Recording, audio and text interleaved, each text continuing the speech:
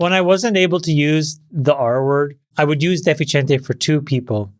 Jason. And Felhamuth. And Friedberg's dog, Marshall Friedberg. Oh, come on. I can't stand Marshall Friedberg. On. That little bastardino jumps on the table, eats the nuts. The worst. The worst. I hate Marshall Friedberg. I hate him. I can't stand this bastardino. Little guy. Look how he sits. Guy. He sits so like a cute. moron. He sits like a deficiente. Look at this dweeb and this deficiente. Now, Nick, show them my dogs. Beautiful. Beautiful dogs. Valentina Zanini. She's the breeder of breeders. Look at these two beautifully elegant. Oh, look at Aki and Joker.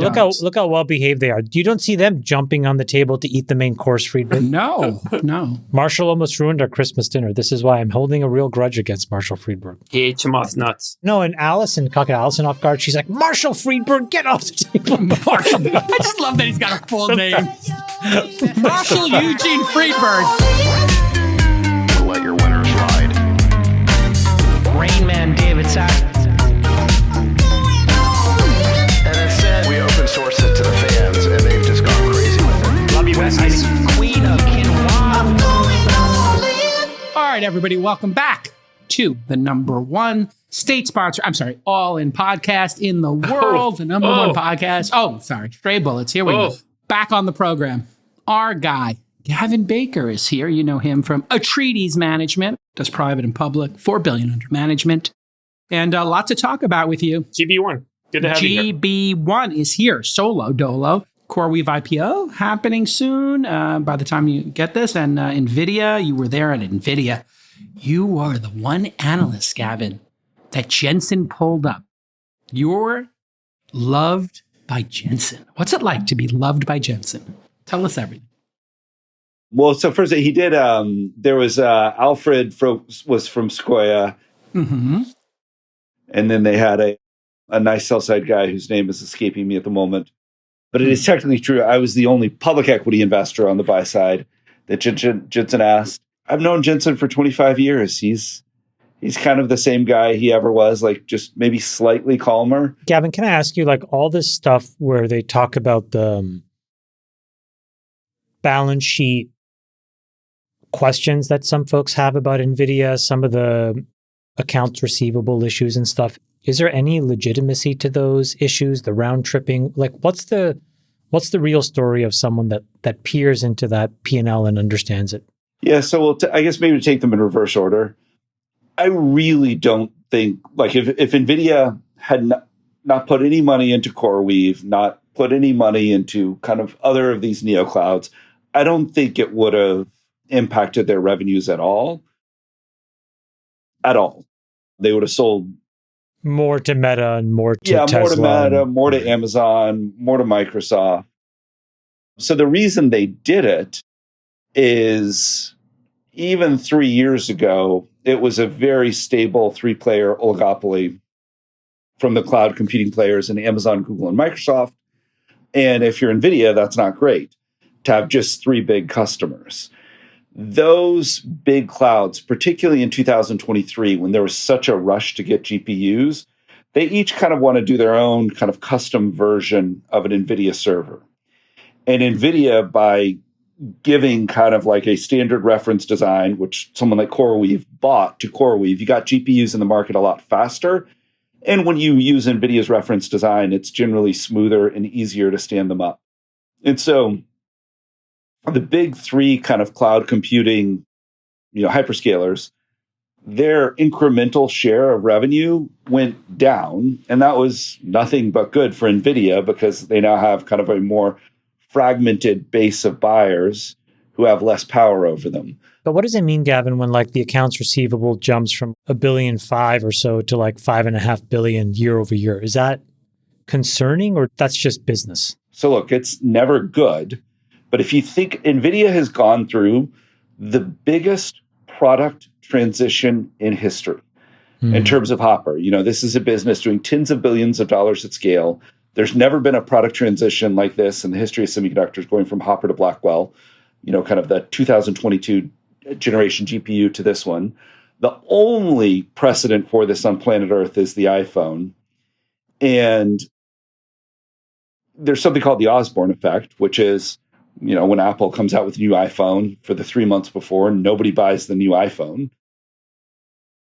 And I think the only reason NVIDIA was able to grow through this product transition is because of reasoning models like DeepSeek, which are just so compute hungry. And this product transition does come back to the days receivables. The cum receivables now is like $23 billion.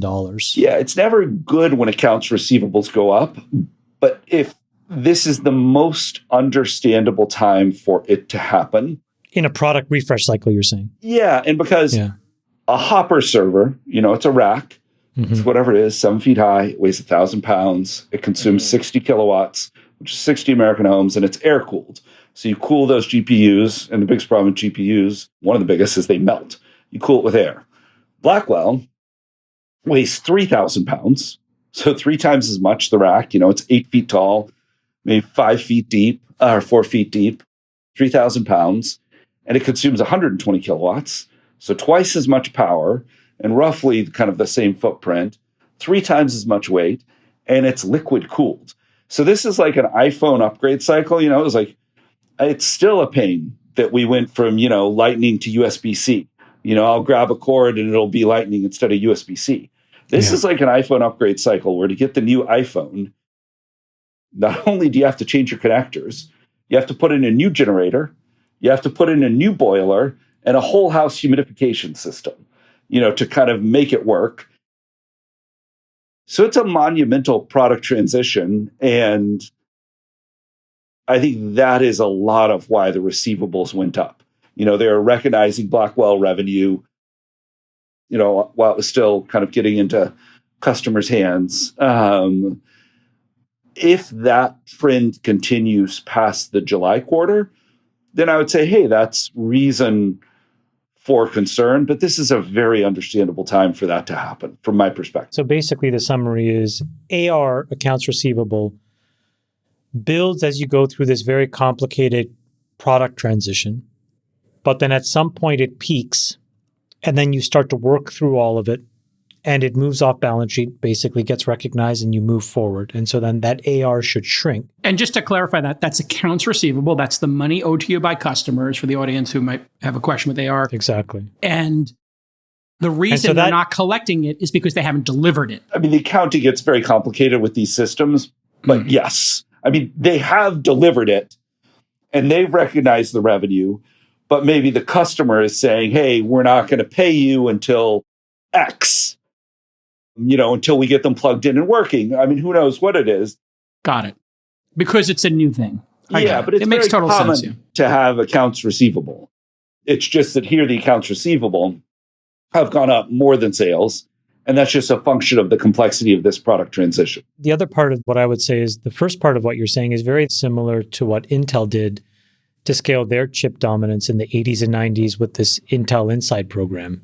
They didn't really need to do it probably in hindsight, but it helped them support an ecosystem and it helped diversify their buyer base so that fewer people had power over them. And so a lot of this quote unquote round tripping from your perspective is diversifying the ownership pool of NVIDIA, is what you're saying. Absolutely. And sending NVIDIA GPUs to people who are adopting NVIDIA's reference architecture, which they believe is the best architecture for those GPUs, whereas each hyperscaler has their own slight tweaks to that server. That hyperscaler does it so it looks more like their other servers, but maybe it doesn't run quite as well as the standard NVIDIA reference architecture with all of their chips, not just the NVIDIA GPUs. But the Intel Inside analogy is interesting. I had not thought of that. Thank you, Chamath. Well, he is definitely doing keynotes like Intel did and trying to brand the actual names of the units, which is, it was interesting. Pentium Inside. People would go and buy a computer and say, does it have a Pentium? And which Pentium does it have? And now Apple's doing that same thing with the M4, series, and people are actually asking questions so there is something to it that maybe some portion of the consumer base wants to know what's inside, right? And it doesn't cost much to brand. Since we're here, let's talk a little bit about the CoreWeave IPO. CoreWeave is going to go public on Friday. We tape on Thursday. So when you listen to this episode, you will have the actual data on what happened with their IPO. They're going to raise $1.5 billion. They're a Neo cloud. Neo cloud means not just cloud computing, but a new cloud, thus Neo. And this company has really been growing quickly. It was reported they wanted to raise $2 billion, and I guess they stepped it down to $1.5 billion at a $23 billion valuation. They had $2 billion in revenue last year, so they're up 8x, and they've got a lot of debt. That's the other issue with CoreWeave that people note. Almost $8 billion in debt. And one customer, Microsoft, accounts for over 60% of their revenue. Always a bit of a red flag there. As Chamath mentioned, Nvidia accounts for 15% of their revenue, and they own 6%. 6% seems small enough to not make a difference. So, Gavin, I guess, what do you make of this company, CoreWeave, and their timing, what it says about the markets? Because, hey, this is the biggest IPO we've had in a bit. I think maybe the last ones that were notable were Reddit last year, and a couple of other companies got out. Obviously, Stripe hasn't gotten out. So is this a major milestone, or are they going out because they have to go out because of all this debt? And then this is all against maybe a backdrop of, did we overbuild?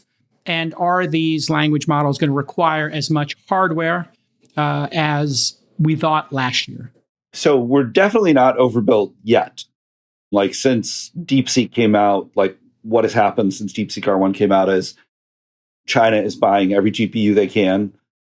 One of the largest Chinese server manufacturers warned last night that there's about to be a shortage of GPUs in China. The price of memory, DRAM, goes up every day. So we're not overbuilt today. Point number one. And, OpenAI yesterday said that they are gating their new image generation service because they don't have enough GPUs. So we're not overbuilt yet. Blackwell is going to be a very successful product cycle. There's a little bit of a prisoner's dilemma where you're going to spend on Blackwell almost no matter what, because if you don't, you're afraid that you cede a big advantage to a competitor. If you're Meta and you don't spend and Google spends and their AI is a lot better than yours, you're worried you may not catch up. I would say that that's already the case. Yeah, that's already the case. But here, this is a brand new architecture, which is a lot. I mean, not only is it really different as we went through, it is a lot better. But I would say all these GPUs, they're hard to get them working at the beginning.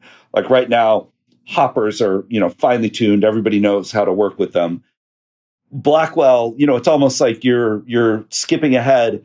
It's like, imagine each one of these GPUs is a Formula One car. Now you've skipped ahead 10 years in the future, and you have to kind of learn how to drive that new Formula One car. And it takes a while till you drive it as well as the old one. So any other thoughts, Gavin, on the CoreWeave IPO, which will have happened by the time people listen to this episode? Yeah, I would say, the sentiment on X, investors on X are pretty negative on CoreWeave. I think there's maybe a little bit of, negativity in the market. They had to, reduce the range, lower the price. And everyone is very convinced this is a commodity business, loads of debt, loads of CapEx, one really concentrated customer, and that they're completely undifferentiated. And I guess I would just make a point, which is in America, if you can pick any category, any retail category, and if you can run 1,000 stores in 50 different states with different preferences and have those stores well lit, clean, stocked by friendly employees with the right stuff in stock, you will create a business that is worth, well over $10 billion. And that sounds easy, but very few companies have been able to do it. I think what may be underappreciated about CoreWeave is it's actually really hard to run these big training clusters. Everybody thinks it's easy, but to synchronize tens of thousands of GPUs where they're melting or cables are being unplugged and, you lose a bunch of training data when it happens. I just think it may not be the commodity that everyone thinks it is. And it may turn out that it's much harder to do than people think. Would there be an analogy for that? Wouldn't there, like, people thought AWS would never work at the beginning? They were like, who's going to trust Amazon with their compute? And it was difficult, and developers didn't understand exactly how to abstract their services into the cloud. Yeah, the world was convinced AWS, well, a lot of the world was convinced AWS was a terrible business for the first few years. Yes. When Microsoft announced they're going to transition to the cloud, it was very controversial because you go from a CapEx light model to a CapEx heavy model. So, Wall Street consensus has been wrong before. And I do think CoreWeave runs these big GPU clusters as well as anyone. and there aren't that many people on planet Earth who can run them well. And, it's kind of easy. You can just look at the NPV of their contracts and the asset value. And so everyone, who's kind of, confidently putting out all the negatives here, I just think there are some offsetting positives that it's good for, I think people to be aware of and consider. That's all. I think it's a good company. I would second. I mean, I think it's a great business, and I think they deserve to be successful. Totally true. And it's great to see a competitor to the existing 3 or 4 clouds that are out there. And it's great to see a company go public. I mean, M&A with Wiz and now CoreWeave going public. Wrath of Lina Khan is over. We got to give the administration a lot of credit for maybe removing the roadblocks to M&A and IPOs, or at least people perceive that. So I don't know if perception becomes reality here, but it does seem like M&A is a bit on fire, yeah, Gavin? And people are talking. Above and beyond Wiz, I mean, CoreWeave bought Weights and Biases, which I think was a really interesting acquisition for them that kind of further differentiates them and maybe decommodifies them a little bit. But there have been quite a few acquisitions by big companies of smaller companies in the last month. And I think because none of the companies that have been bought have been public, maybe it's flying a little under the radar, but it's happening in I think, an accelerating way. And I think this would be, very good for the market and animal spirits and everything that we care about. Do you think that there's any issues? There was a bunch of companies added to the export control list 2 days ago. Some were in quantum computing. Generally, a lot of it, though, was in the Nvidia ecosystem. So I think that the U.S. government is really trying to make sure that these next-gen GPUs don't go directly to China, but also don't go to countries that could then redirect them into China. Did you get a chance to look at that, or did your team look at that yet? Oh, yeah. And I think this will be part of, the upcoming negotiation between America and China. But it is hard. It's like if we can't, if America cannot keep illegal drugs out of, out of our own country, these GPUs are arguably dramatically more valuable per unit. Like a Blackwell is like, the size of this. And it's just hard, particularly like, America, we're trying to keep drugs out. Here, China is trying to bring the GPUs in. And it's kind of significantly, I think harder to prevent than smuggling of illegal drugs. Now, everybody does their best. But the United States, I think it's always going to be kind of a game of cat and mouse until you get some sort of grand bargain. And right now, they're allowed to sell certain kinds of GPUs into China. And I'm sure they'll be. Should we be doing that, Gavin? Is this going to be an effective strategy? If you were advising the president, would you say, just let Nvidia sell them? It's a fool's errand to try to stop them because they're all going to Singapore or wherever, Vietnam, and routing their way around. I think we're putting enough friction into the system that it does theoretically give America an advantage at the cost of creating tremendous incentives for China to develop their own semiconductor ecosystem and, pressure to kind of, necessity is the mother of innovation. And these export controls are creating an immense incentive for China to be really algorithmically innovative. And you saw that with DeepSeek, where there were some real algorithmic innovations. Yeah. So said another way, if we squeeze too tightly on letting them buy the NVIDIA chips, they might make a better NVIDIA. I mean, I think that would resilient. I think they're doing it now. They're trying now. Yeah. So that's they're trying, but I guess what are the chances they succeed in your mind, Gavin, in creating something competitive with or better? And then what would that say about the AI race? In the next 5 years, I think 0. I think it's really, really hard. But over the 10 years, who knows? And if you're the CCP, 10 years isn't that long. If you're America, 10 years is an eternity. Yeah, they're thinking in centuries, and we're thinking in decades. Yeah, that's probably correct. Hey, let's pivot over to AI agents since we're in the AI, and obviously there's other big topics this week we'll get to, in politics and Signal and all that kind of good stuff. But we have a company that seems to be having a moment. It's called Manus, Manus. It's currently in private beta, but they're creating agents, and we've been talking about this agentic revolution. Basically, little, jobs going out. We used to call them cron jobs back in the day, but going out and doing things for you. And it seems to be working, and it's pretty impressive. What do you think about this company specifically, if anything? And are we getting to a point where we're going to have the same ChatGPT 2.5 moment, but with agents? And then if we do have that, Gavin, what will that look like in terms of employment and how companies are run?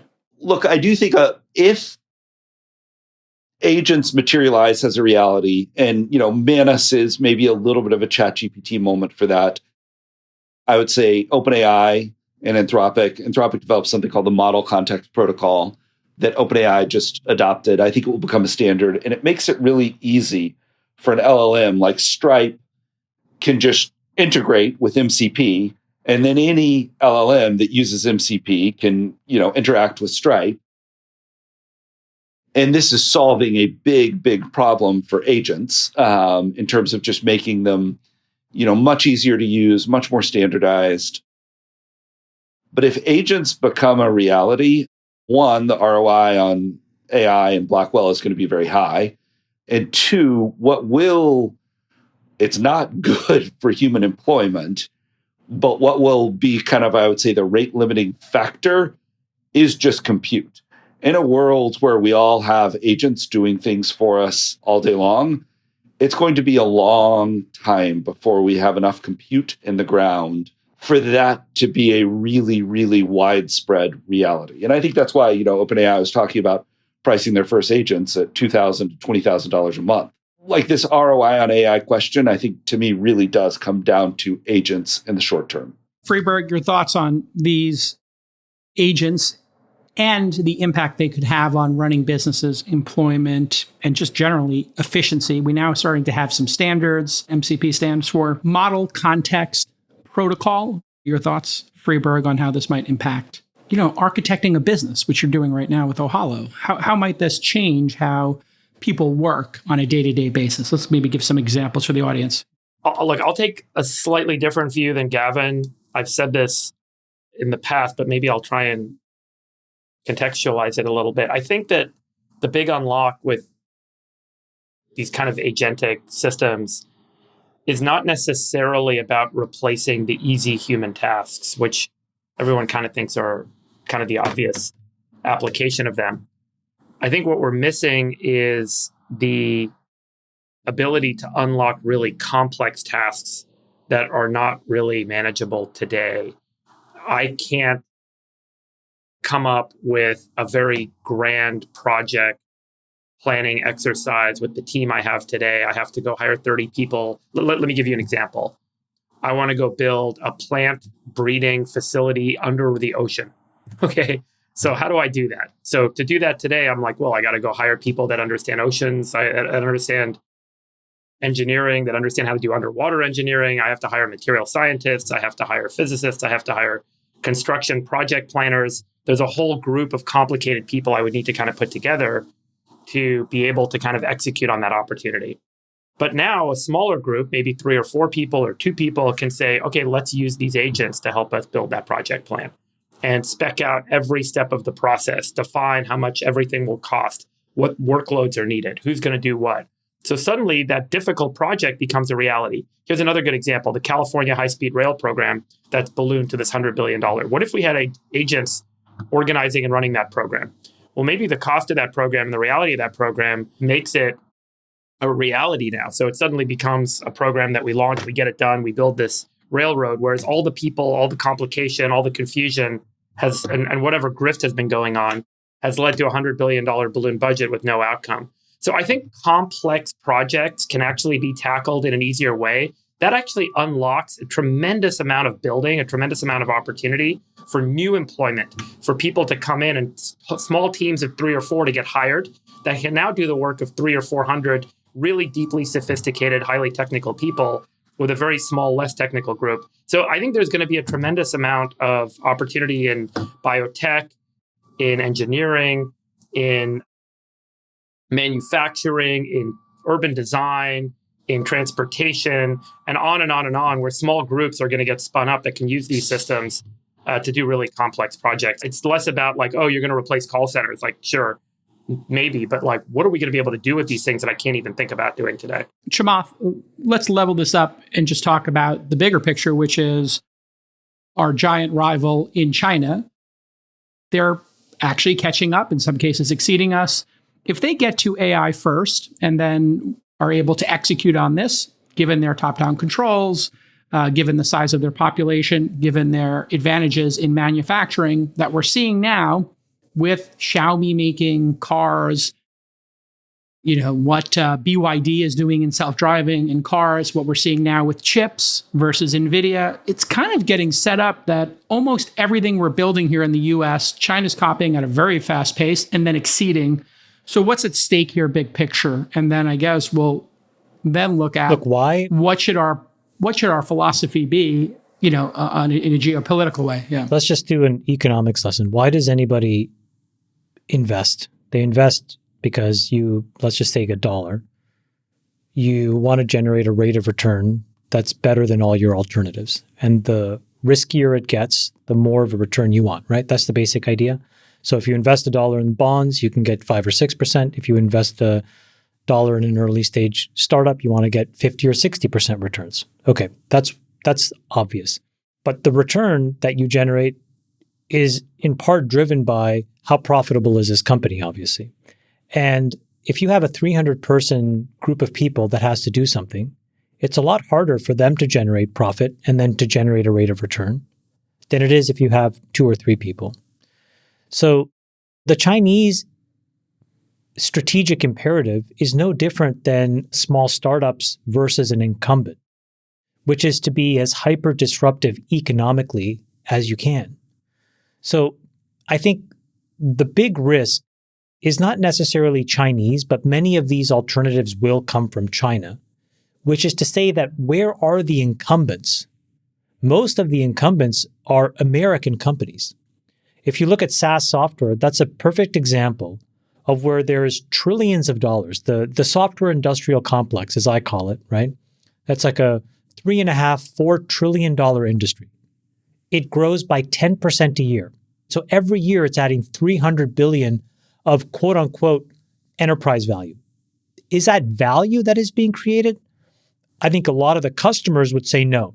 So if you're a startup or if you're China, what is the most disruptive thing you could do? Well, you could take a 3-person team to disrupt a 30,000-person team and blow a hole right in the side of that $3 trillion economy. That's the big risk. So whether the risk comes from here or whether it comes from the Chinese, I think what you're seeing is that if these agents can scale, the OPEX, the actual load of making something will go down by an order of magnitude. And that is, and maybe even 2 orders of magnitude. That is incredibly disruptive because the existing incumbents cannot compete with that cost scale. And Gavin, to just bring this around the horn here, China is playing a different game. And obviously there's other competitors on a global basis, but they are subsidizing, for example, their cars and their entire car industry. So the margin of cars here in the United States and Germany and Japan, that's their opportunity. They don't actually need to make a profit on it. They could just break even. There are cars now, $10, $20, $30, $40,000 cars now being made there. So this then leads us to, oh my goodness, will Americans buy these? We're a pretty great customer. Will Trump block them with tariffs? So let's make the jump. What would the tariff policy be if, as Chamath points out here, we've got this big broadside of our battleship that they can put a giant hole through, which is our software industry, our car industry, pick an industry that they might be able to just blow a hole in because they don't need to make a profit. They just need to have jobs and break even. What should our tariff policy be, or what is it? I mean, we know what it is for autos. It's 25%. Do we know what it is? Yeah, I mean, it seems like it's in flux. So maybe we start there. What should the policy be? What do you perceive the policy is?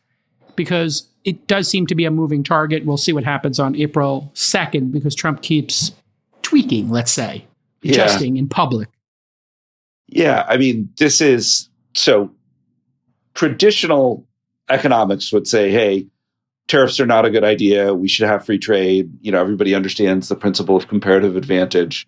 I do think the Trump administration is pretty convicted that approach has not worked well for America over the last 20 years. And maybe it's worked well for knowledge workers, but it hasn't worked well for kind of ordinary Americans. And I think they're very convicted in changing that and trying to bring back kind of good, high quality manufacturing jobs to America.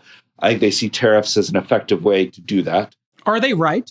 Is it going to be? Because a lot of what we're seeing in factories is automation. So while they may have been right about tariffs bringing back high-paying middle-class jobs for the past 20 years, we cannot go in a time machine and change that policy.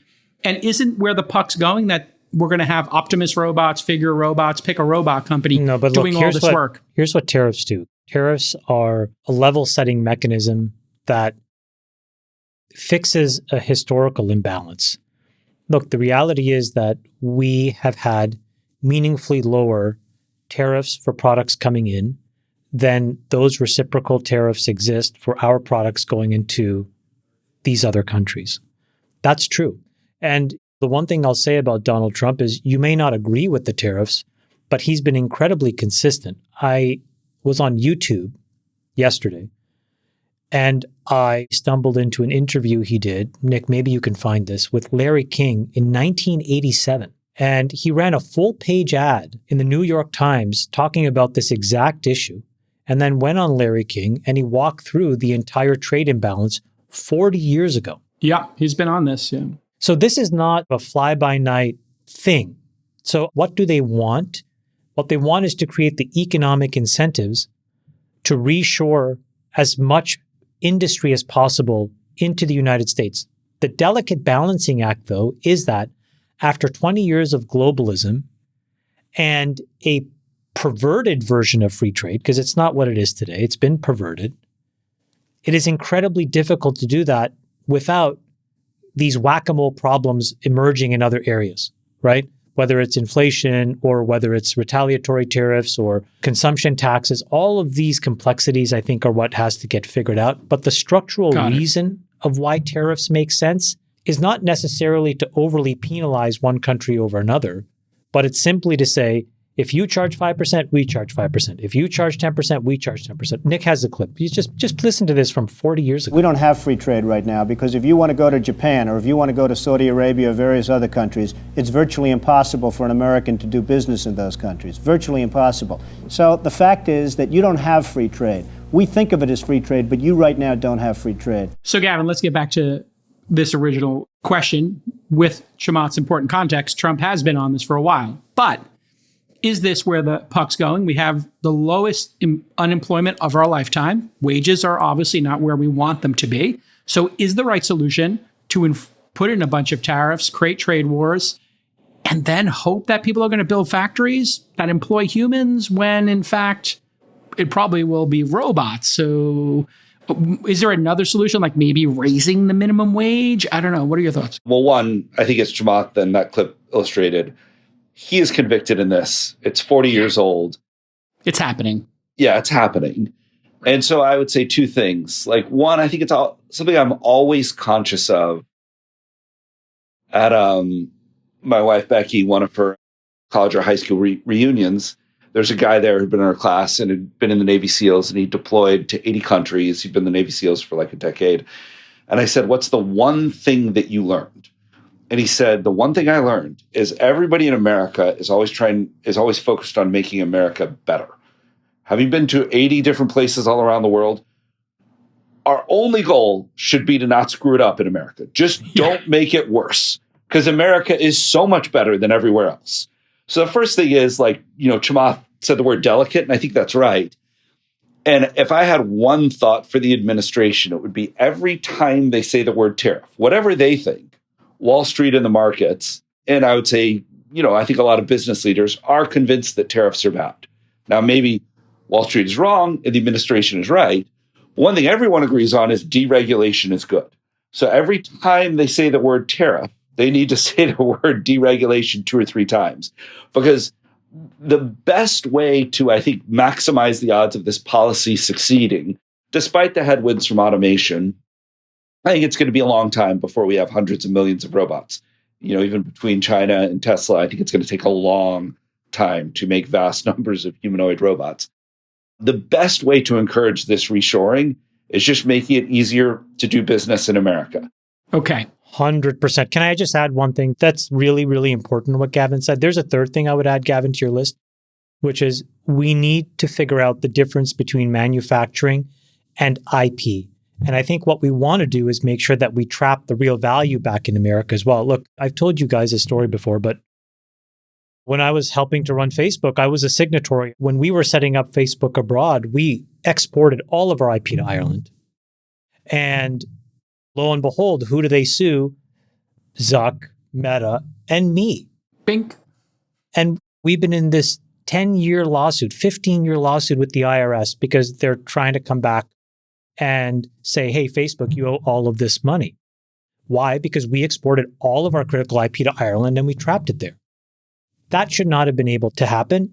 We can fix it. Separately, there's many companies who are abroad, who live inside the American market, who have given a mechanism, would import their IP into the United States if there was a mechanism to do so.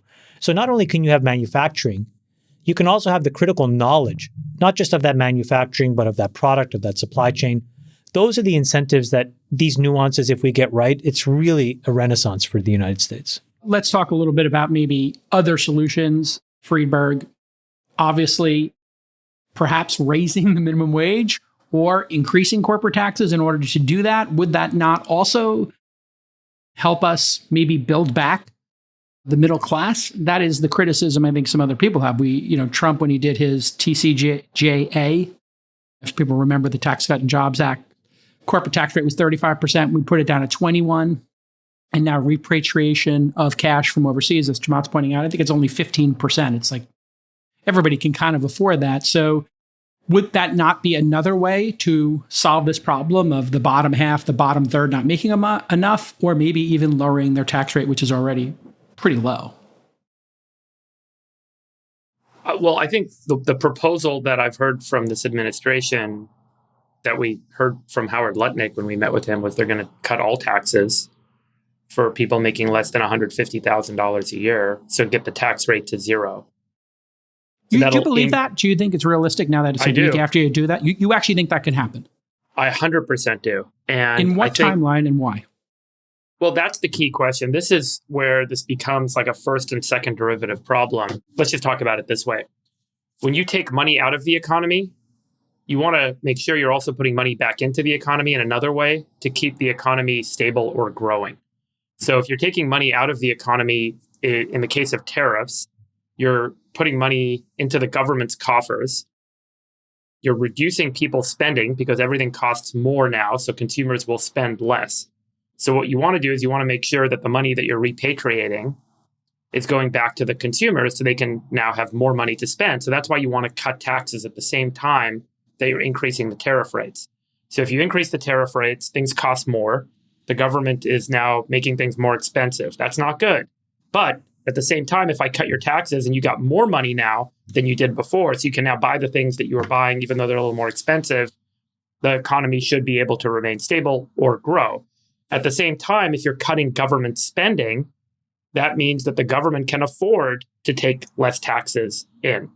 And so they can make that assessment. So these are all, we've said it many times, these are all very related. And to Gavin's point, you've got to cut regulation at the same time so that the incremental dollars flow into things like automation, onshore production, so that the cost of things come down.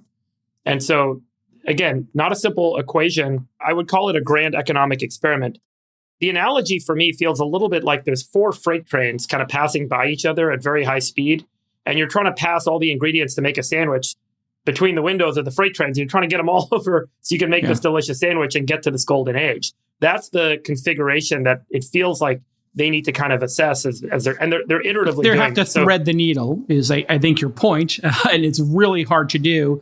And you use the phrase experiment. Gavin, you said before, hey, don't screw up this amazing country and what we've got here. This sounds like a very high risk, high dexterity maneuver. It feels like a fighter plane, like trying to land on, a very small, aircraft carrier. Can they pull this off? Can they get to the tariffs working at the same time, inflation not spiking, not impacting employment, getting rid of people's taxes?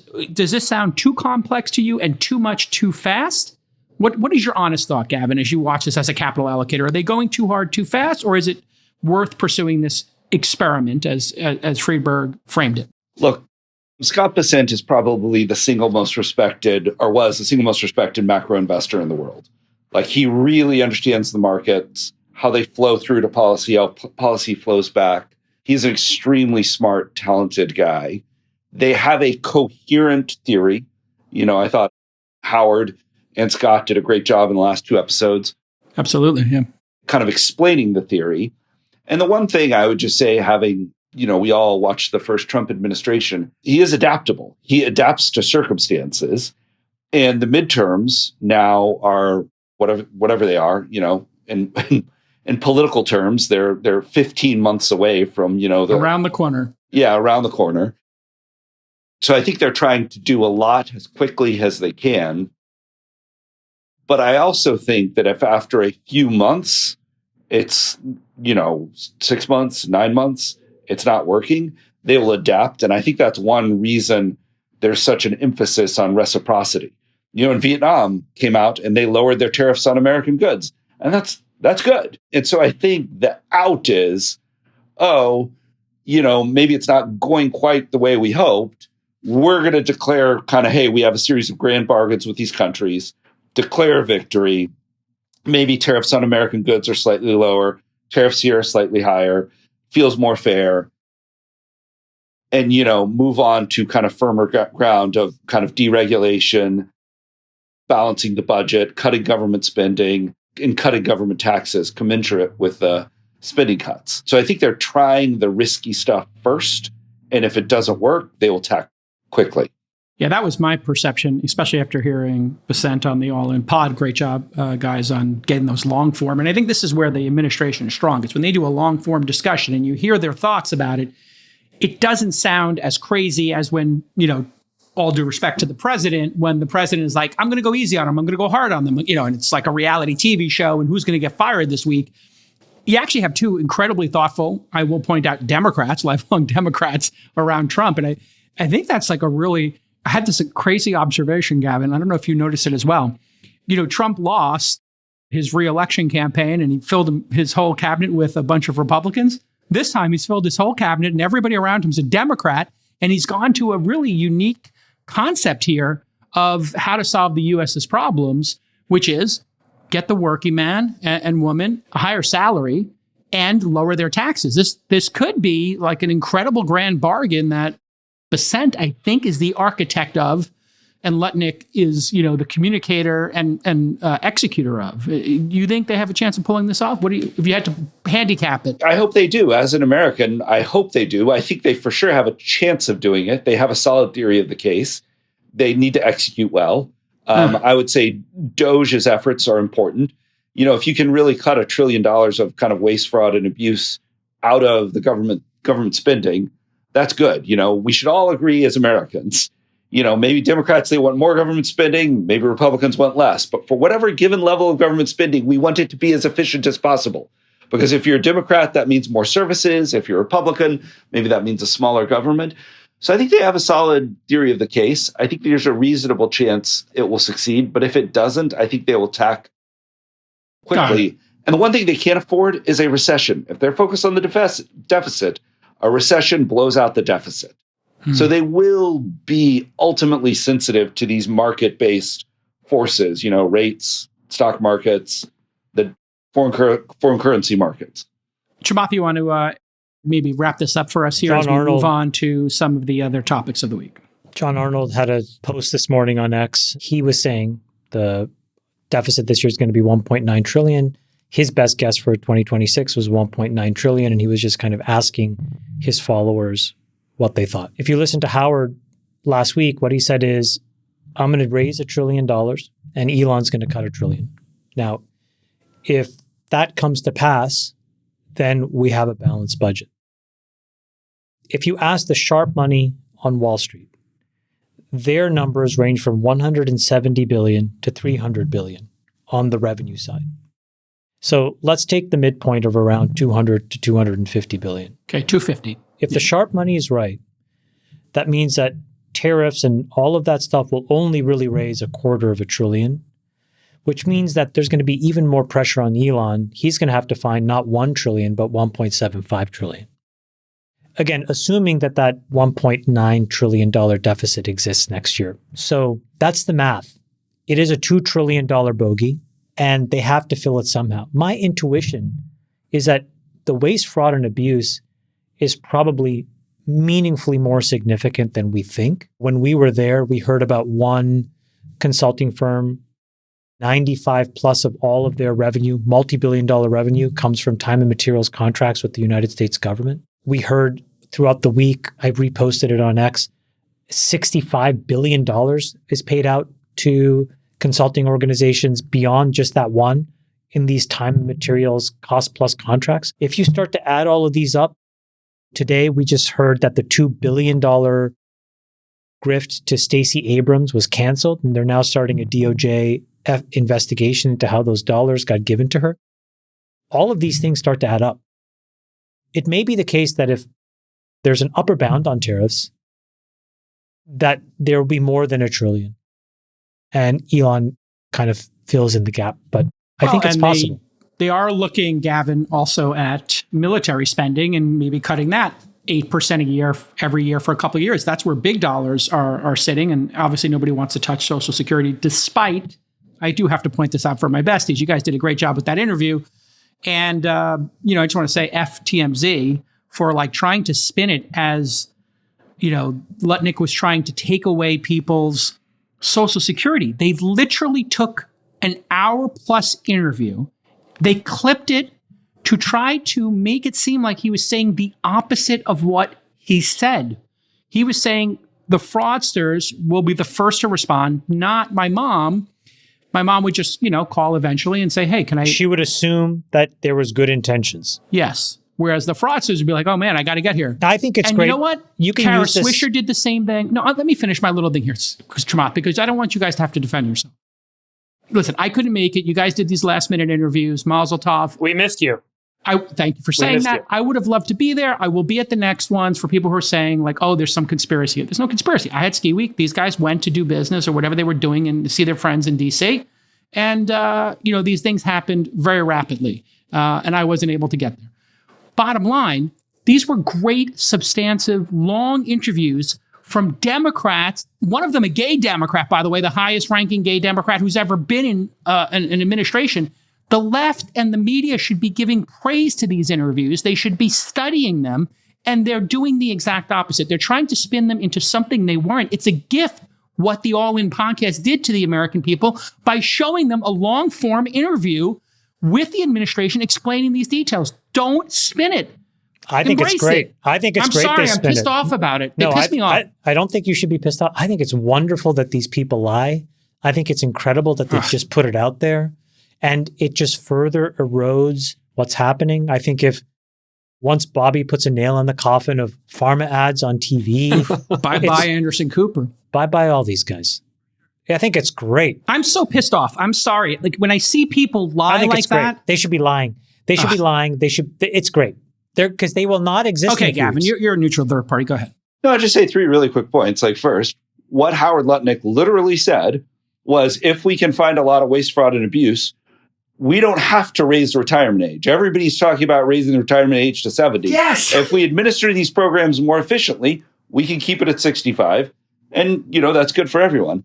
The second thing is it's just interesting to me. There's so much doubt about this when the inspector generals of, both Biden and Obama, said there were hundreds of billions of dollars of waste, fraud, and abuse. And I would just say someone in my immediate family has had their Social Security, their identity stolen, and someone is using their Social Security number to collect unemployment benefits in Alabama.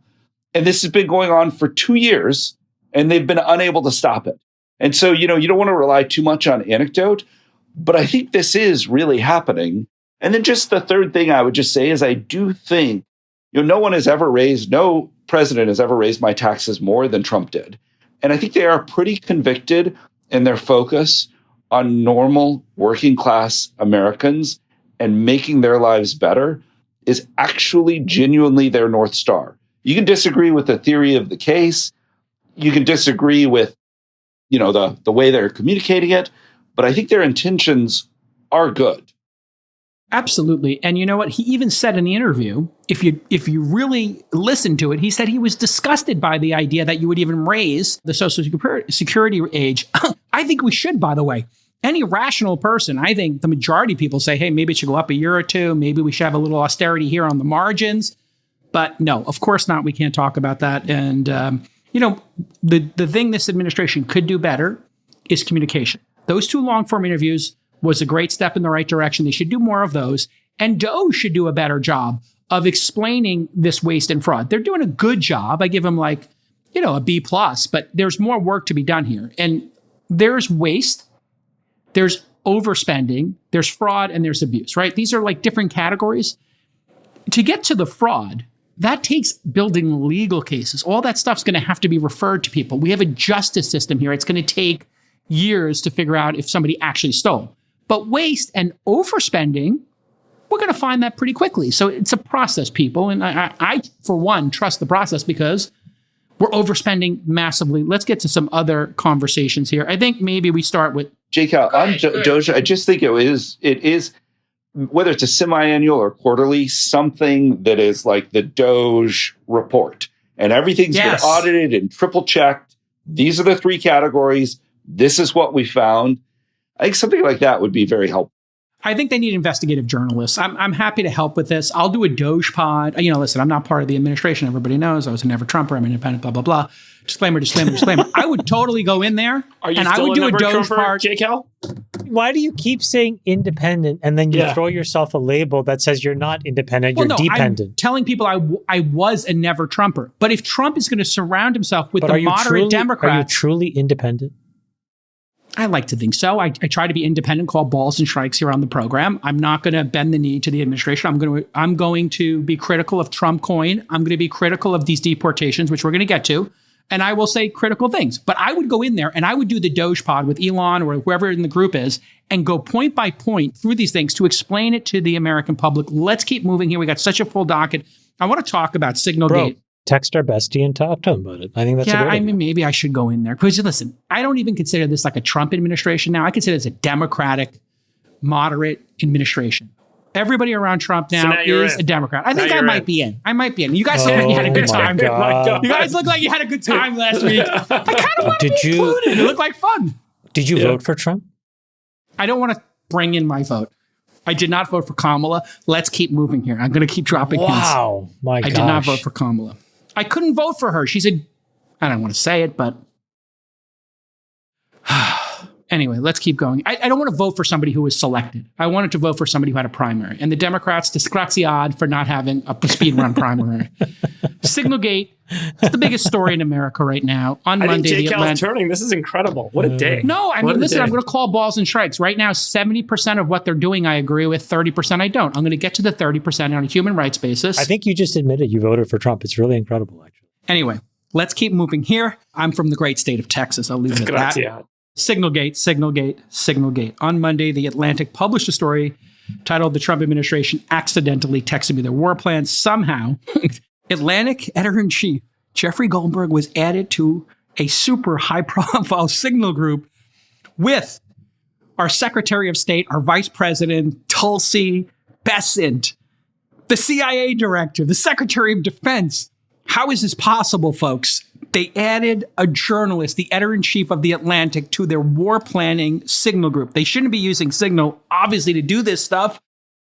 And inside this group, they discussed the plans to strike Houthi targets across Yemen. Nobody noticed, nobody checked that the editor-in-chief of The Atlantic was in the group chat.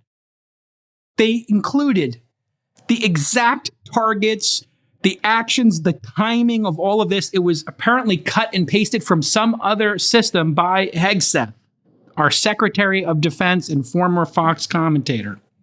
That's not a dig, it's just a fact. I'm not saying it as a dig. Chamath, people are losing their mind over this. I could get into all the details. I think most people know it because it's taking up all the oxygen in the room, in the media, in the group chats. Number one, what's your general take on what happened here? How stupid is this? How ridiculous is it? Does it matter? Go ahead, Chamath. Start us off here. I think that what folks have stopped talking about entirely which I think is just worth touching upon, is what is actually going on that necessitated this group chat to be created in the first place in such haste. So I have a couple of images that I pulled just to explain what this issue is. So the problem that we have is that somewhere after the war with Gaza, Iran continues to fund these Houthi rebels in Yemen. And what do they start to do? They start to invade and flood into the Red Sea, and they start to block up the Suez Canal in different points, making it very perilous for freight traffic to get there. So what do folks do? They're either forced to go all the way around the Cape of Good Hope or risk attack through the Suez Canal. So what do you think happens? Well, the traffic through the Red Sea and the Suez Canal falls off a cliff. And then you would ask, well, why is that important? Well, the problem is that because of that other chart and this chart, prices start to skyrocket. So if you're trying to ship things, even going into the United States, prices start to rise 30, 40%. Going to Europe, prices are rising 300 and 400%. If you add that all together, as Gavin said earlier, we're in this very delicate moment where we're fixing all these parts of the economy. The thing we can't have is productivity go down. You can't have a recession. And so if you have a bunch of input prices that go up or trade slow down, now you're bringing the likelihood of a recession to the forefront. So that's one thing. The second thing, which was included in the group chat, is it turns out that nobody was in a position to fight off these Houthis except the United States. The British, the French, all of their naval capacity wasn't strong enough or adaptable enough to fight these folks off. So the United States had no choice but to attack these guys and reset. And so what happened?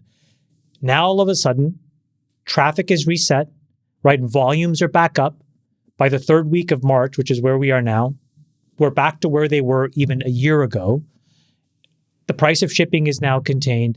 The inflation risk is contained. The productivity hit is contained. It's just important to understand. All great. So that's the context of why they did the attack. Great. I find it crazy that we still actually, for 95 articles though, Jason, on Signal, we have only less than one article on this. So I just wanted the smart people to listen to our pod to actually understand it. The second thing we're going to send the bill to Europe because this is really a European problem because so we have the whole Pacific Ocean we can accept things through, and you can go to the ports in Texas, or you can go through this. So the point is we're on a shot Panama clock. Canal. Yeah. So the point is we're on a shot clock. People had to act quickly. Here's my big problem with Signal. I think it was a fuck up. Okay. And I think it was an important set of decisions that had to be made, but I think using Signal was a mistake, but there's one narrow reason why. And we've said this in our group chat. The Signal desktop app is total and complete garbage. Okay. And when you build apps, somewhere along the way, we were all told, all of us as app developers, you need to have an app on every endpoint. It needs to be available for Android. It needs to be available for the iPad. It needs to be available for your phone. It needs to be available for the desktop. And the problem is now you'll have a computer at home. You'll have a computer in your den. You'll have a computer at the office. Some IT person comes and helps you install this stuff. And now all of a sudden, instead of having one attack vector, you got 7. You have 7. Right. So this is insanity. So it's a mistake. It's a stupid mistake. But I think it's a mistake. And so I think let's give it 2 Scaramucci's. I think we'll forget about it. Give it a Scaramucci or 2. Should somebody resign? Should somebody be fired? No. I think these are mistakes. And I think, by the way, the other thing is John Ratcliffe was very clear. There are very clear procedures that they inherited, which is no administration's fault, but there's some security IT person that writes these things. It's approved. And so rewrite those things to be more normal. Friedberg, your thoughts here? Do you have a take?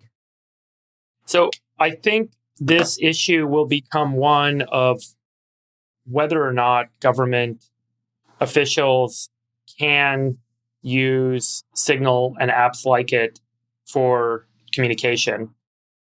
This is a controversy that's been around for some time, but it's actually being tried in the courts right now. There's, I think, 4 active cases. So the Federal Records Act was originally passed in 1950, and then there was this amendment related to electronic communications that was passed in 2014. And the Federal Records Act says all government officials and employees have to create, maintain, and preserve adequate and proper documentation of activities, transactions, decisions, policies, and other business. That's the law. That's the law. And it says adequate and proper documentation is defined as records that clearly document the government's decisions and actions, and that can be preserved and retrieved for accountability, transparency, and historical purposes. And then we have the FOIA laws, which allow you to, as a citizen or as a journalist, to go make a request. Freedom of Information Act. This is to have a functioning democracy. What you're talking about here, Freeberg, is people who work for us should not be able to end run their communication. And that's the law. Yeah, the FOIA provides access to government records because our taxpayer dollars pay for the government to do its work and therefore access. So the question is the particulars of the communication that's taking place amongst these individuals in this case and in the daily work done by government officials that's like this, where people are updating one another or talking with one another about things, does that have restrictions around preservation of records under the Federal Records Act and the amendment that came out in 2014? And so there were a bunch of lawsuits. One is the Competitive Enterprise Institute against the OSDP, the Office of Science and Technology Policy, in 2016, where using email accounts and communications that weren't properly archived or preserved was challenged by this institute. And the DC Circuit Court of Appeals ruled that the officials who use private email for official business must copy or forward email communications to government accounts to comply. The Citizens for Responsibility and Ethics in Washington Act sued the Trump administration in 2017, and this is ongoing in multiple forms right now in the courts, where there's a lot of procedural complexity, but the courts have generally said that they emphasize that these officials are obligated to preserve official communications, and that failure is violating the laws. Then there's Judicial Watch versus Department of Homeland Security. And then there's National Security Archive versus Mike Pompeo, the State Department in 2019, which is also still in the courts. And I think from these cases and this particular incident, there's going to become much greater kind of, call it clarity, and also a better understanding of the consequences of what communication do you need to preserve records of, and what communication are you allowed to have off the record that you can have. What do you think, Freeberg? I mean, we get it. What do you personally think? Like, what do you, David Freeberg, the Sultan of Science, think? I think it is counterproductive to have every piece of communication foiable and kept in the public record. I think that's a mistake. And I'll tell you why. When you're making a business decision, let's say you're making an HR decision, the management team sitting around, they're talking about a particular candidate or person at the company. Should we give this person a raise? Should we terminate someone? You don't want to have a record of that employees can then go pull up and see and understand, because it will have a really muting effect and a dampening effect on the types of conversation, on the authenticity of the conversation, on the productivity of the conversation that you will be able to have if you're forced to say this is always going to be in the public domain. Sure. And so I do think that this idea on like, how did you make a decision? And what was the action that you took? Those to me feel like they should be recorded and they should be foiable. But all of the background material, all of the noise, all of the dialogue that leads up to that, so the equivalent of this would be... I do not think that should be foiable. And I think that you need to justify the actions and the decisions that you're making as a government official. But I don't think that you need to have a record personally of everything that led up to that action or that decision, because I think that that will be really deeply unproductive. Let me give a take here.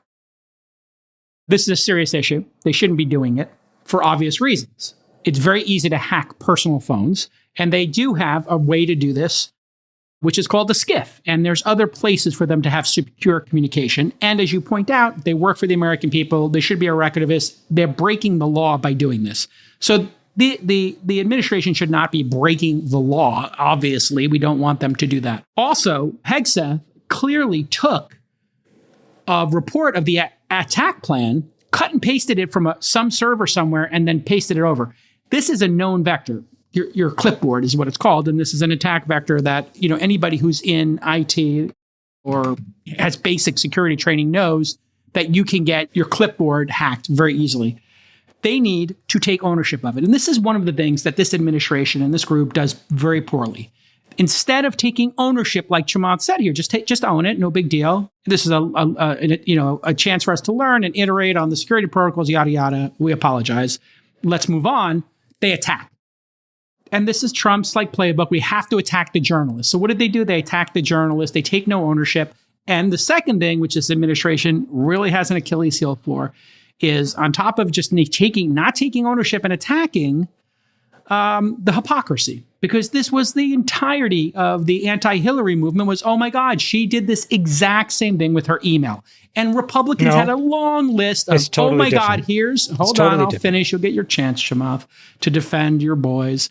The point is, it's complete, utter hypocrisy. And it's distasteful to attack the journalists, which you added. This is incompetence. It's a mistake. Own it. Well, hold on. And then every single person's phone has to get dumped now. And so they're not doing a good job communicating what they're going to do to make sure that somebody hasn't gotten onto everybody's personal phone. Why are they doing this on their personal phones? As Chamath, you very much pointed out, these are attack vectors. They should be using the phones issued to them for these communications, not their personal devices. Let me say Go a ahead, couple Chamath. things. The first thing is, I think you're wrong about the fact that they don't have an adequate claim with this journalist. I think it's fair to ask, what is the ethical standard that that journalist should have had? If you're added to something, you know it's inappropriate. The guy just sat there lurking. You don't know how it was added, Jason. You're speculating. It could have been. Sure. Hold on. It could have been injected. Okay. It could have been injected into a laptop. Nobody knows yet. This is why I think just admit what happened was a mistake. I think they did that. They're looking into it. Let them look into it. I don't think you need to have scalpels and heads and all this other stuff. But I do think it's important to say, why was this guy lurking about? Okay. What ethical standard should he have had? Clearly he had none. And by the way, this guy no, that's ridiculous. You're so wrong in this. He It's my opinion, tried to Jason. figure out, okay, your opinion is wrong in this case, respectfully. Okay. He tried to figure out what was going on here. And then when he did figure out it, he contacted them and removed himself. He didn't stay on there indefinitely. If he did that, that would be wrong. But for him to be added to something, he may have been being attacked himself. And the other reason you're wrong is they went on the attack immediately and they denied that there was anything wrong. They did not take ownership of it. And that's why we're having this debate right now, is they don't take ownership of these things. Marco Rubio did say, someone made a big mistake. There were no consequences. We learned, we're going to do better. And he is the Secretary of State. So someone in the administration did say that this was a mistake. Yeah, and the other guys attacked the journalists. So that's what I find distasteful. No, but hold on a second. Trump said it was a mistake too. I don't think these guys, it's a mistake. So fix it and move on. But the point should be, what is the mistake? The mistake is the security protocols that these guys rely on. I'm going to just go out on a limb. As expert as they are in policy, I think they're inexperts in technology. So there is probably somebody that is responsible for how all of these folks communicate, how all of these folks get software installed on their multiple devices, okay? How they get new devices. I'm guessing that it's not them. So I think they're that using their personal devices. I think that's the problem. Why is anybody in government using a personal device to share plans? How do you know that? Because they said it was their personal devices. They've said it. This has been established that they did this on their personal devices. That's totally established now. Okay. And they have skiffs for this. So I just don't understand why they don't just use their. But again, I'm saying the bigger issue is that they had to operationalize quickly. They weren't in a position to be together. The importance of the issue is getting lost. It was an important issue that has global they have consequences. Skiffs, Chamath, they're all within 10 feet of a skiff at all times. Their SUVs are skiffs. Their offices are skiffs. Gavin, you have any final thoughts before we move on to the Yeah, I would just say, I thought story? the contents were interesting and that there are a couple of things. There's all this, the Trump administration is, cozying up to Russia. Trying to blow up these, this post-World War II alliance with Europe. There are two things. One, they said, we are the only people on our side of the ledger who can deal with the Houthis. And our side of the ledger, meaning like recognizing kind of Europe, traditional alliances. The good team. The good team. So I thought that was interesting that just for all the rhetoric, they're conscious of who's the home team. And second, it was very clear to everyone in that chat, and JD Vance raised it, 3% of America's trade goes through the Suez Canal, 40% of Europe's trade. So we are really doing this. It will help us a little bit, but it will help Europe a vast amount. And we're doing something that helps them that they cannot do. Now, hey, they're asking that they want to be paid, but I just think it made me think that behind the scenes, a lot of this rhetoric about, the US and the European schism is overblown, and we're still helping them. I thought that was interesting. Yeah, I think it's an important note. Okay, let's move on to our final two stories. The Trump administration has deported 238 alleged gang members to a pretty severe prison called CECOT, C-E-C-O-T prison in El Salvador. Here's a clip of them being dragged out of the United States and put into this extremely notorious prison. This was all done under the Alien Enemies Act of 1798. This allows the president to detain and deport individuals without due process from, quote, an enemy nation during an invasion or, quote, predatory incursion. It's been used before, but only during actual wars. FDR used it to deport thousands of Germans, Italians, Japanese during World War II. The Trump administration is claiming that the gang members were sent to the U.S., intentionally calling them a hybrid criminal state. Not surprisingly, most of them, or not all of them, had criminal records in the U.S. This was confirmed by ICE. And obviously, some number of them appear to have been misidentified as gang members or terrorists. I can tell you, coming from a law enforcement family and just looking at the statistics, out of 238, you're not going to bat 1,000. So maybe you get a couple of these wrong. Former pro soccer player, Jersey Reyes Barrios. He fled Venezuela after being tortured by the government for protesting. He's a refugee. He has been mistaken for a gang member, according to his people, because he's got an arm tattoo supporting his favorite club, Real Madrid. And there is a social media post that ICE officials believe featured him making gang signs, but it was actually the language for I love you, according to his attorney. Second example, a shoe salesman and social media influencer, Norberto Rodriguez. He fled Venezuela for Colombia out of desperation because he and his family were starving. He's a father of 3. He was also suspected because of a tattoo, which features playing cards and dice. His family says he got it to cover a scar on his forearm. And third and final example, stylist and makeup artist Andre Hernandez. He is being represented by the Immigration Defenders Law Center. He claims he has no criminal history. He sought asylum after fleeing Venezuela, where he was persecuted for being gay. Again, his arrest was based on tattoos that his attorneys claim are not gang affiliated. This has caused a U.S. district judge to pause these deportations. The administration has apparently continued these deportations, and they're even gloating by doing videos, highly produced videos, threatening people with the prison in El Salvador, again, the CECOT. Your thoughts, Chamath, on this extradition process, if any? I mean, as long as there's a mechanism for these mistakes to get rectified, seems like the overwhelming majority of these folks should not have been in the United States and were part of illegal criminal organizations. Okay, so there should be a mechanism. Gavin, your thoughts? If innocent people were sent to a prison, that's a terrible mistake. And, that happens. And it shouldn't happen, and hopefully it gets rectified. But I guess my bigger thought is a little bit, this administration, as we discussed, they have a really ambitious agenda. They want to fundamentally change America in ways that they think will be better for kind of blue-collar, normal working Americans.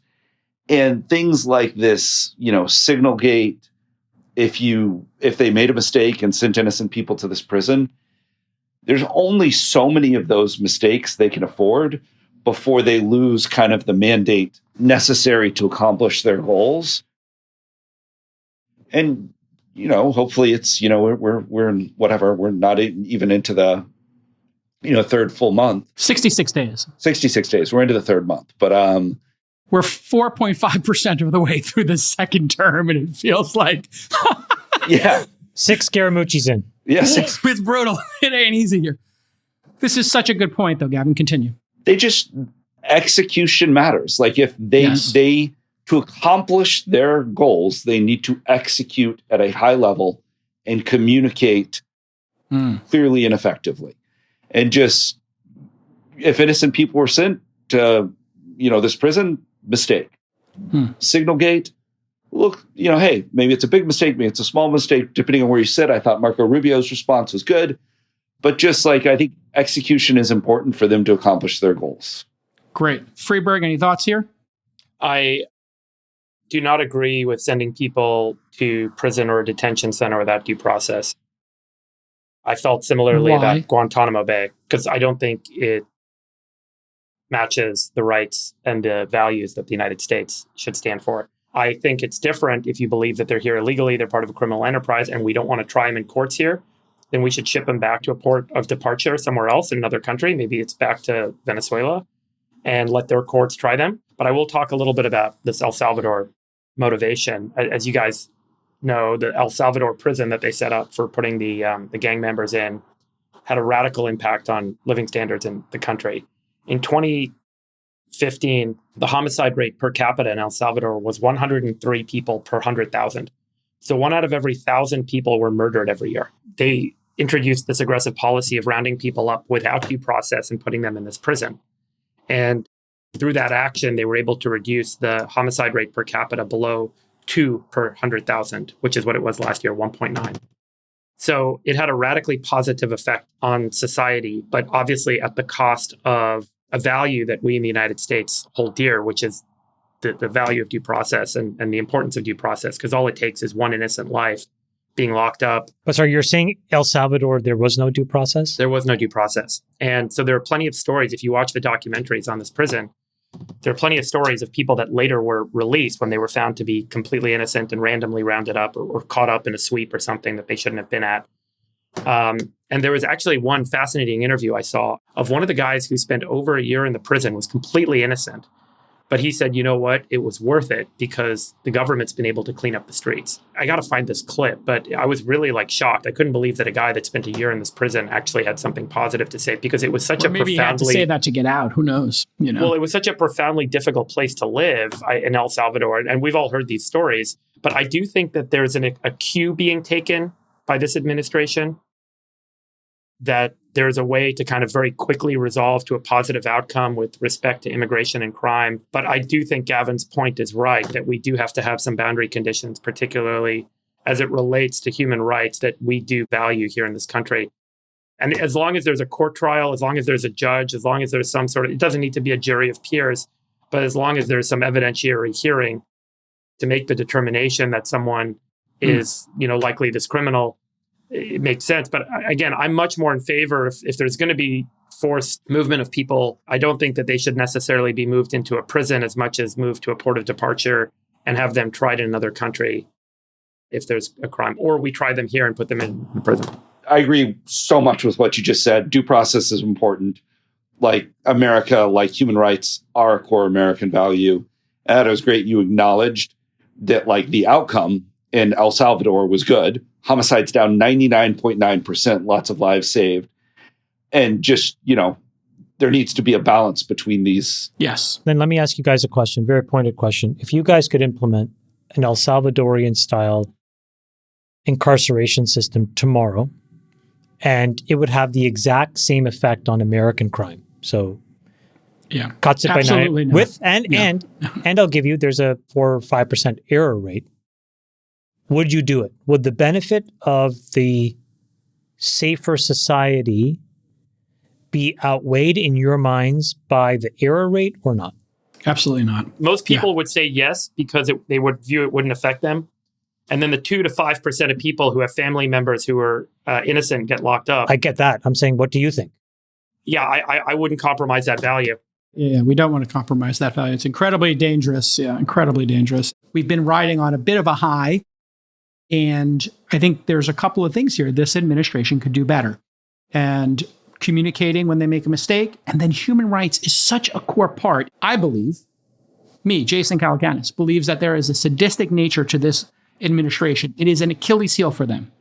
And when you see them doing videos from these prisons and saying, this is going to happen to you, and this prison is known for torture, and this prison is known for just absolutely the most abhorrent issues in the world, this is the sadistic nature of this administration that I think they need to drop, because it is going to derail them. And people care in this country deeply about human rights and process. And there is a constitutional issue right now, because Trump and this administration is disobeying the court when they say, hey, let's slow down here. There is no cost, zero cost to Americans sending these people to a way station and investigating each of these cases to make sure we don't send a gay hairdresser to El Salvador, another country, to be tortured in a prison, if that is in fact the case. And it is against all American principles to not have due process and to have innocent people potentially go to jail. And what all Republicans should do is say, this is going to derail the administration. These are the things that will build up over time. And people, just pragmatically speaking, people in America who are rooting for this administration to do some good things, like I am, when they do stuff like this, and I represent a large swath of people, it loses them votes. And this is why I predict, this is why they will lose the midterms if they continue to do this type of stuff. That's my position. It's not virtue signaling. I've cared about human rights long before the All In podcast existed. My first job was working at Amnesty International. And this is a giant mistake by this administration. Gavin, you had some thoughts? This whole debate is a question of ends versus means. And it's like, we all agree that the homicide rate down 99.9% in El Salvador is a good outcome. It's a good end. And this is one of the great philosophical questions. And it's, we can debate it endlessly. And there has to be a balance between the two. Human rights are a core American value. And I agree, I think, with a lot of what David said. But I also think if you are, going back to that homicide rate, the Trump campaign, they spoke to the mothers and the families of people who were brutally murdered or raped and murdered by people who were illegal immigrants and were convicted criminals in their home country and were known convicted criminals and somehow still were not apprehended and then committed terrible crimes that were very similar to the crimes they committed there. You have a lot of compassion for the victims too, but all they have to do, like one of, I thought, Elon's best moments, and I think, it's what Doge is doing is great. These are brilliant people working hard for free to do things that have never been done before in the government in terms of efficiency and kind of modernizing IT. But, Elon said at the first press conference is, listen, we're going to make mistakes and then we're going to quickly correct them. So to me, I think all the administration needs to say, and I do think more due process, to David's point, is good, is like, listen, if we made a mistake, it's terrible, and we're going to fix it immediately. And it gives you so much credibility when you say that. Agreed. But isn't due process happening? How else would you guys know that 3 out of the 238 were miscast? The fact that you know that means the process is working. I think the question is, what about the other 235 people? Their families talked to the press. This wasn't from the administration. But the point is, it's there. So whether it's the Freedom Project or whether it's the Southern Poverty Law Center, my point is there are resources. Is it bad when this happens? Absolutely. My question is, do you just blow the whole process up? And then what do you do with the other 235 people? You'd hold all 238 at Gitmo if you wanted to in humane prisons and process them, and then have their attorneys get to look at their case. You could give their cases you could be public with their cases and say, here are the cases. These are the people we're deporting and why. Right. So your specific issue is where they're being sent. Yes, Chamath, they're being sent to the most sadistic prison in the world. Chamath, do you want to answer your question about like the 5% trade-off? Like if you sweep up 5% of the people being innocent, whether it's worth that trade-off for crime? Did I get an answer? You asked the question, but I wanted to hear your answer. Like, what's your point of view on that? I think that's probably what happens today in America's prisons. In fact, it's probably more than 5%. But I guess the question is, Chamath, what is an acceptable, it's a little bit like the trolley problem. There are many variations of this. I think the important thing is, I think that's a bit above our pay grade, but I don't think it's above the president's. And I think that was part of what he was elected to do, is make that call. Because I don't think he hid behind any rhetoric. He was very clear about what his intentions were. And to your point, he did bring the, Lake and Riley Act. I mean, they were very explicit about what their intentions were. Yes. But man, it just feels like a little more due process, being a little more careful with the signal. But also just going back to we're 4.5% into the administration. I'm not saying, hey, mistakes were made and it's okay. If innocent people were sent to this prison, that's terrible. And I hope it gets rectified quickly. If there was some concession here. Hey, if we made a mistake, we're going to fix it. That would be a lot better than putting out promotional videos lauding how brutal this prison is. That would go a long way with me. But we're seeing the opposite.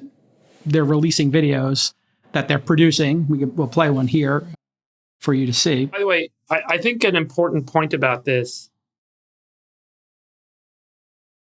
and perhaps like the key part of the strategy of the administration, is that this isn't the beginning of a continuous process, but they're sending a signal which they expect will cause people to naturally emigrate out of the country that are committing crime or at risk of being caught for being associated with gangs and while being in the United States, as a way to kind of chase folks out. So I think that there's some calculus on what's going on here with respect to the risk and the actions being, hey, look, if we do this to the first 240 people, and even if 3 or 4 innocent people get caught up, there's a net benefit ultimately because it will reduce the immigrants kind of coming to this country that are parts of gangs, and perhaps some of them will choose to go home.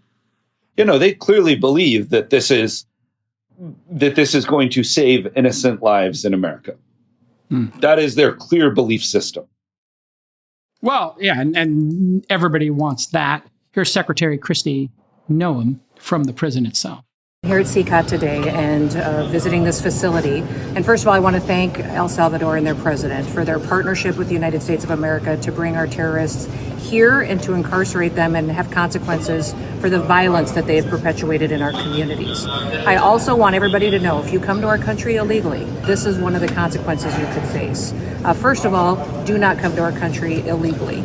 You will be removed and you will be prosecuted. But know that this facility is one of the tools in our toolkit that we will use if you commit crimes against the American people. Harsh words. She's trying to make it a deterrent, clearly. All right. Another amazing episode of All In is in the can for Gavin Baker, David Freeberg, and Chamath Palihapitiya. I'm Jason Calacanis, and we will see you all greatest next time. Virtue signaler. Motherfucker. You motherfucker. Did you see that? I love you. I mean, I can't even take it there. I'm sorry I'm passionate about some things. I'm passionate about some things. Look at this. I can't tell how much of the tension is real versus like. I love Jason. I mean, I love you too. We'll let your winners ride. Rain Man David Sack. And instead, we open source it to the fans, and they've just gone crazy with it. Love you, Besties. Queen of Quinoa.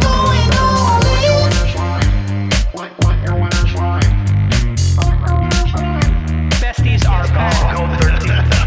That is my dog taking a notice in your driveway.